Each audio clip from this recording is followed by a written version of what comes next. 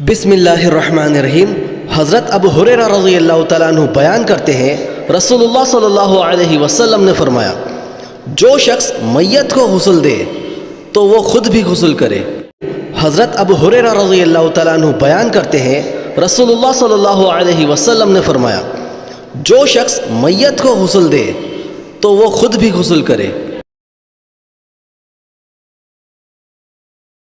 حضرت ابو ہریرہ رضی اللہ تعالیٰ عنہ بیان کرتے ہیں، رسول اللہ صلی اللہ علیہ وسلم نے فرمایا، لذتوں کو کاٹ دینے والی موت کو کثرت سے یاد کیا کرو۔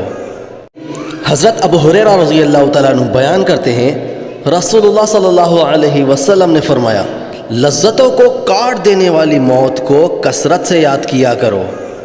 حضرت جابر رضی اللہ تعالیٰ عنہ بیان کرتے ہیں، رسول اللہ صلی اللہ علیہ وسلم نے قبروں کے پختہ کرنے، ان پر لکھنے یعنی کتبے لگانے اور انہیں روندنے سے منع فرمایا۔